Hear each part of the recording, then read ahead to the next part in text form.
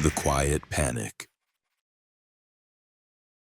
You guys have been asking me to share more of my experiences from my time working in the medical field, and I finally found a story that I think you need to hear. This is something that happened during my rotation in the intensive care unit, and honestly, it's been weighing on my mind for months now. I've debated whether or not to tell this story because it involves some pretty heavy subject matter, but I think it's important that people understand what really goes on behind those hospital doors. I was in my third year of medical school doing my clinical rotations. The ICU was always the most intense placement you could get. This wasn't like the general medicine ward where patients came in with manageable conditions and went home after a few days. No, the ICU was where people fought for their lives, where families gathered in waiting rooms with tears in their eyes, and where we as medical professionals had to make decisions that would haunt us for years. It was a typical Wednesday morning in November.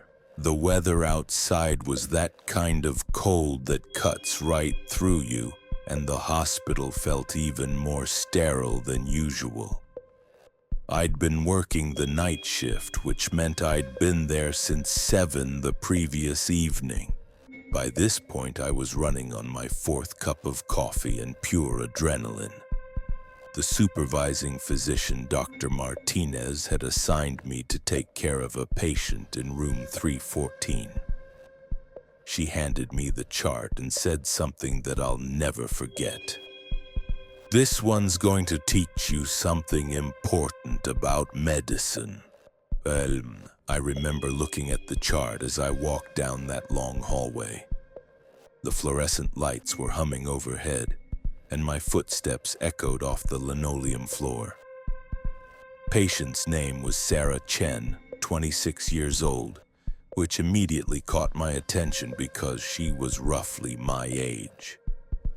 The preliminary notes indicated she'd been in a severe car accident 3 days prior. Multiple trauma, significant head injury, and she'd been on life support ever since. When I pushed open the door to room 314, I wasn't prepared for what I saw. Sarah was lying there in the hospital bed, surrounded by more machines than I'd ever seen connected to a single patient. There were monitors beeping constantly, displaying heart rate, blood pressure, oxygen saturation, and about 10 other vital signs I was still learning to interpret. She had a ventilator breathing for her, an IV drip feeding medications into her system, and her head was wrapped in bandages from the surgery she'd undergone to relieve pressure on her brain. But here's the thing that struck me immediately. She looked peaceful, almost like she was just sleeping. Her dark hair was spread across the pillow, and if you ignored all the medical equipment, you might think she was just taking a nap. I introduced myself even though I knew she couldn't hear me. It felt like the right thing to do. The first few hours of my shift were routine. I checked her vitals every 30 minutes, adjusted her position to prevent bed sores, and monitored the various machines keeping her alive. I talked to her while I worked, telling her about my day, about the weather outside, about anything that came to mind. The nurses had told me that some patients in comas could still hear what was going on around them, so I figured it couldn't hurt.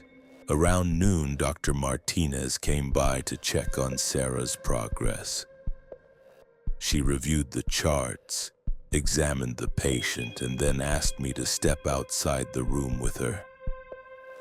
We stood in the hallway and she explained something that made my stomach drop. The brain scans from that morning showed no activity whatsoever. Sarah had been declared brain dead at 8 that morning, but her family was flying in from across the country and had requested that life support be maintained until they could arrive to say goodbye. I felt this weird sensation wash over me as Dr. Martinez explained the situation. It was like the floor had shifted beneath my feet. I'd been caring for someone who was technically no longer alive, talking to someone who couldn't hear me, monitoring vital signs that were only present because of machines. The person I'd been treating for hours was already gone, and I hadn't even realized it. Dr. Martinez must have seen the confusion on my face because she put her hand on my shoulder and said, "This is one of the hardest parts of medicine to understand. Death isn't always as clear-cut as we'd like it to be. Sometimes the body continues functioning even after the person is gone." I went back into room 314 and suddenly everything looked different. The peaceful expression on Sarah's face now seemed haunting rather than serene. The steady beeping of the heart monitor felt like a lie. The rise and fall of her chest from the ventilator seemed mechanical and artificial.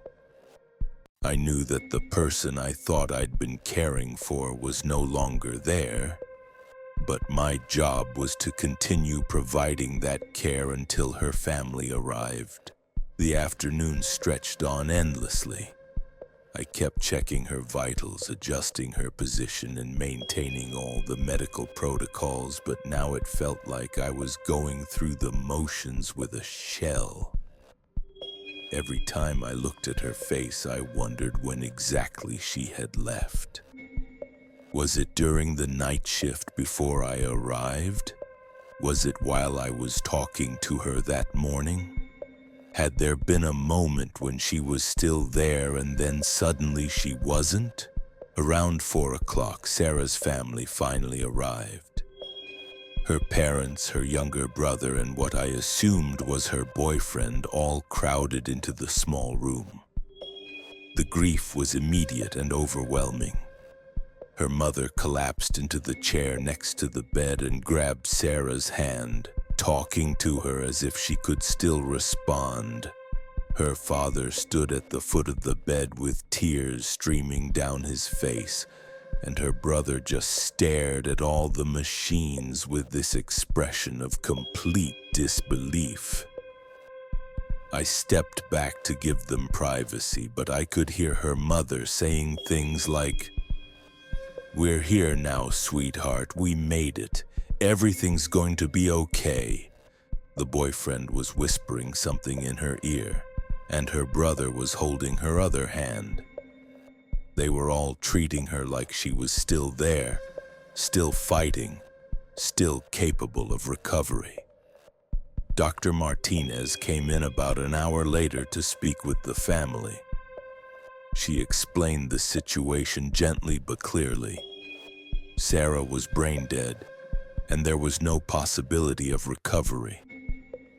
The machines were keeping her body functioning, but Sarah herself was gone.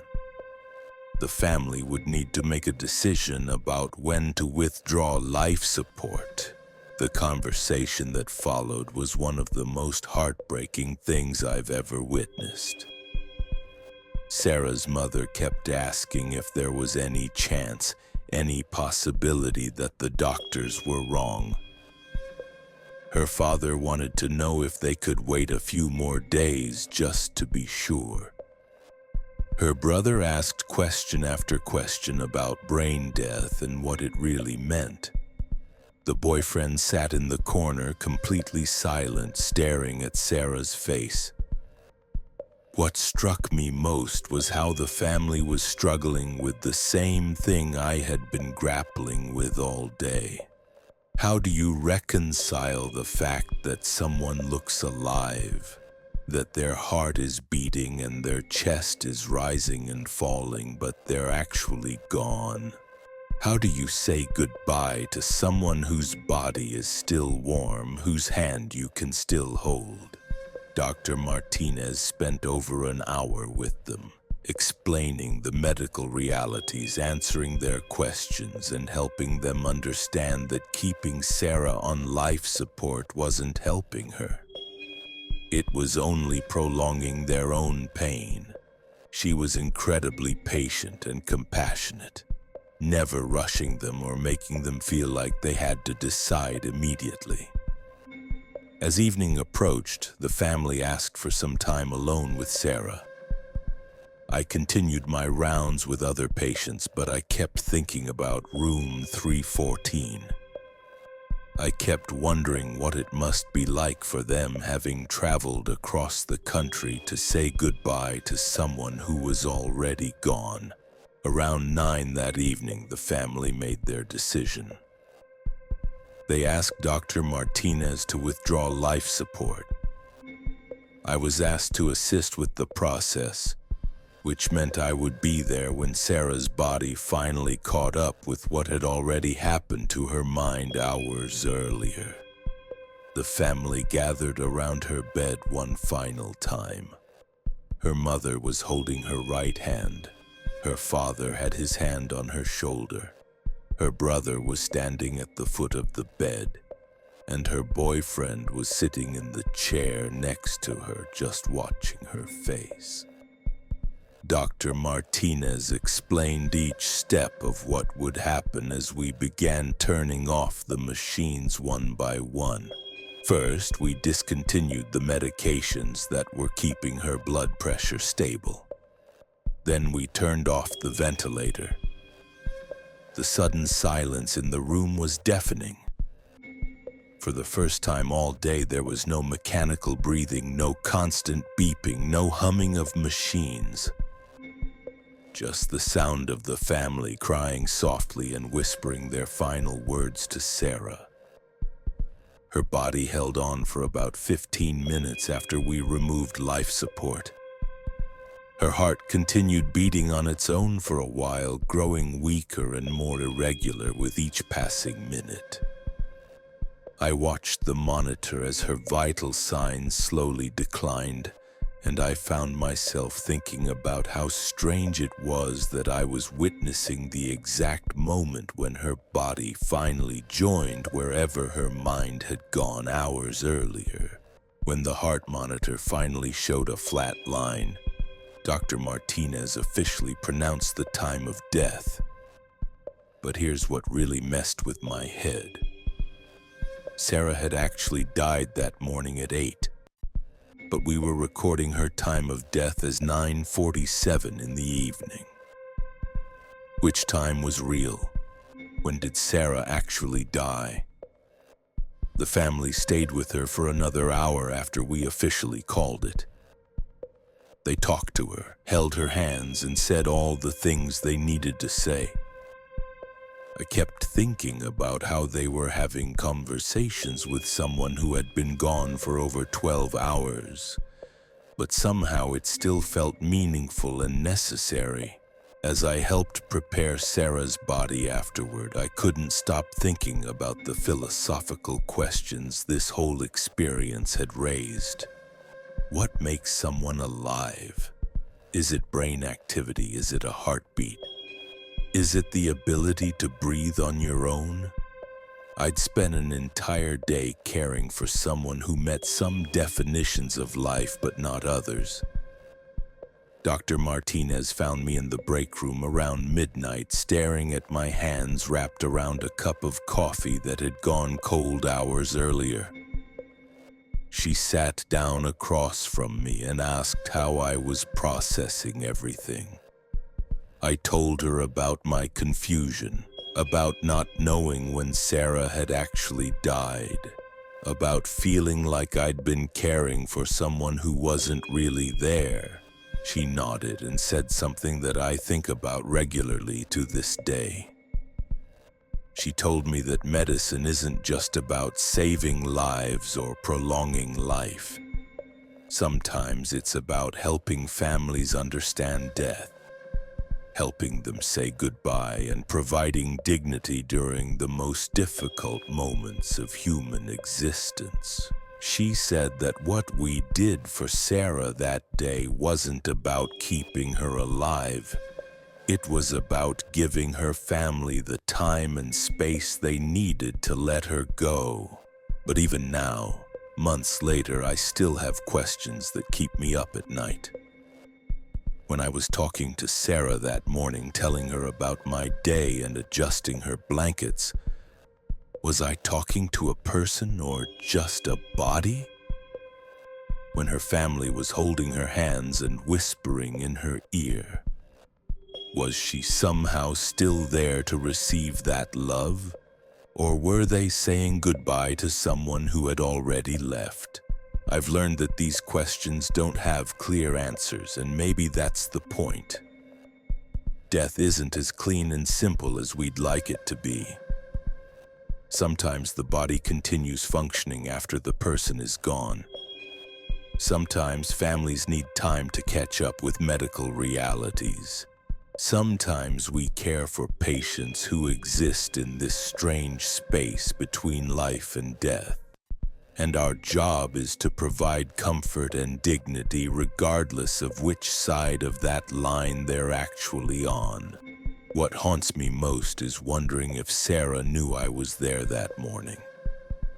If somehow, in whatever space exists between life and death, she was aware that someone was taking care of her body while her family rushed to reach her. I like to think that maybe she did know, and that it provided some small comfort during those final hours. The experience taught me that being a doctor isn't just about medical knowledge and technical skills. Sometimes it's about being present during the most profound moments of human existence. Even when those moments don't make complete sense. Sometimes it's about caring for people who might already be gone, but whose families need us to treat them as if they're still fighting. I never found out much about who Sarah was before the accident. I don't know what she did for work, what she liked to do on weekends, or what her dreams were for the future. But I'll never forget the day I spent caring for her, talking to her, and being present during her family's final goodbye. It changed how I think about life, death, and what it really means to provide medical care. If you're thinking about going into medicine, understand that you'll encounter situations like this that will challenge everything you thought you knew about life and death. You'll care for patients who exist in spaces you never knew existed, and you'll be asked to provide comfort and dignity even when the medical situation seems hopeless. That's my story about caring for a patient who wasn't alive. It's something that will stay with me for the rest of my career and honestly, probably for the rest of my life.